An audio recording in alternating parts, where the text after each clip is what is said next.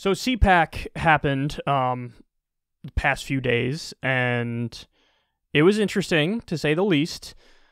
It really isn't CPAC anymore, it's TPAC. It's not the Conservative Political Action Conference, it's the Trump Political Action Conference. So the big man himself came and gave a speech. Let me show you one of the things that made headlines. I want you to know that I'm going to continue to fight right by your side. We will do what we've done right from the beginning, which is to win. We're not starting new parties. You know, they kept saying, he's going to start a brand new party. We have the Republican Party. It's going to unite and be stronger than ever before. I am not starting a new party. That was fake news. Fake news, no. Wouldn't that be brilliant? Let's start a new party and let's divide our vote so that you can never win. No, we're not interested in that. No, we have tremendous, Mr. McLaughlin just gave me numbers that nobody's ever heard of before. More popular than anybody. That's all of us. It's all of us. So, that's a shame. That's a shame. He knows it. He figured it out. He knows that if he starts a new party, he's dooming the Republicans forever to lose in perpetuity. And so he also knows that he owns the Republican Party. He also knows that the polls are clear. He is by far and away the dominant figure, and nobody's even close to him. So he figured it out. That's a shame.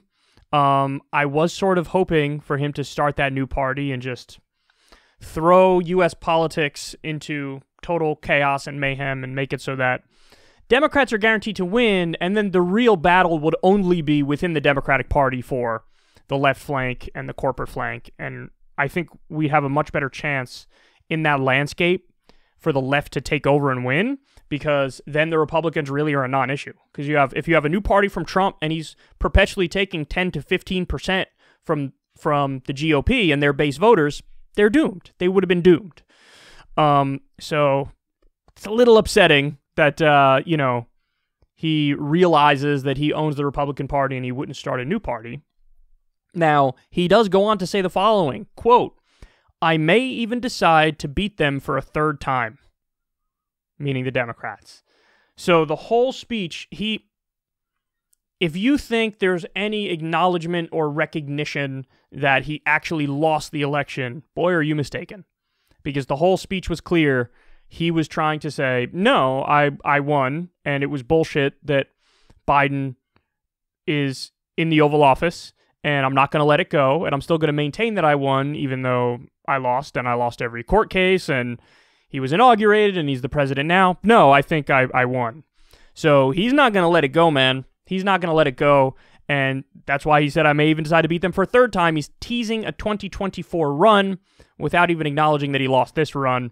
The Republicans are in a little bit of a catch-22 at the moment, and I think some of the smarter ones among them know it, that Trump still does own the party. If he runs in 2024, he's very likely to be the nominee. But the problem is, he appears, now the conventional wisdom is in the other direction. The conventional wisdom was Teflon Don, he can't lose after 2016. He overperformed even though he lost in 2020. But now the conventional wisdom is you can't win with him. He's damaged goods. He's done.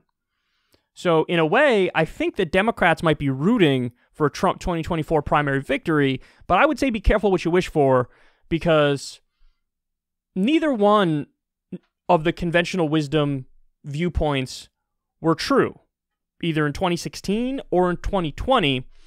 The idea he was totally unbeatable, factually wrong, but also the idea that now he can never win again is factually wrong. So you just got to go wherever the evidence takes you, and right now the evidence is he's the favorite for 2024, and then you have to hope the Democrats do enough to maintain their support and winning numbers around the country.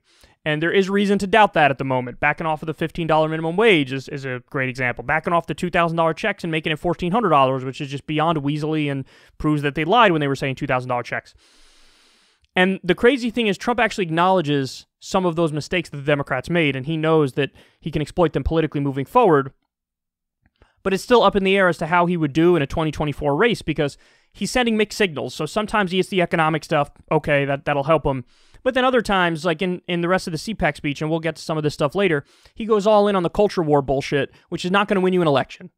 I'm sorry, it's not. Going all in on culture war grievances is not going to win you an election. It's going to win you, the ardent support of the Newsmax base and the One American News Network base and the Fox News base, but you cannot create, a governing majority with that kind of rhetoric. So it's almost like he's trying to feel out the room and determine what's the best message for a 2024 run. He's not exactly honed in on it yet, but he's feeling it out. And of course, he's still in the best place of any of the politicians in the Republican Party to do that, to win and to run.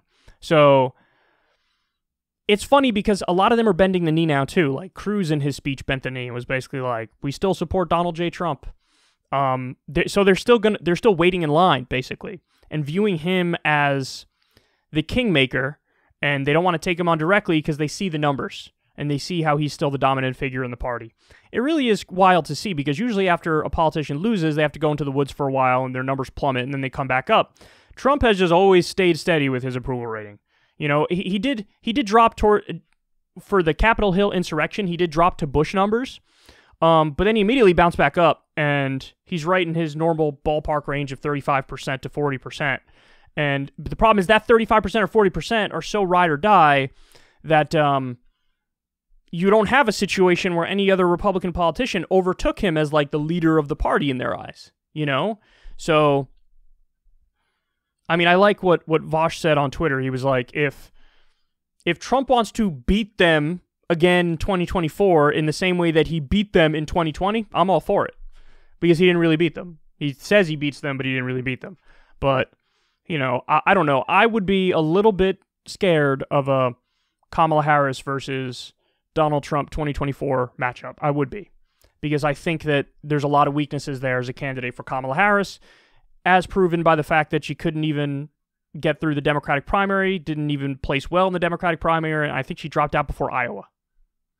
So, not the best political instincts on that one, and she's now viewed as the front runner on the Democratic side, and Trump is definitely a more dynamic politician than she is, so who knows what the hell could happen. You just need the Democrats to deliver in a real solid way in these 4 years to doom Trump, but I don't know if they have that in them, and so far they've proven not so much. So, teasing the 2024 run already, and he knows he owns the GOP.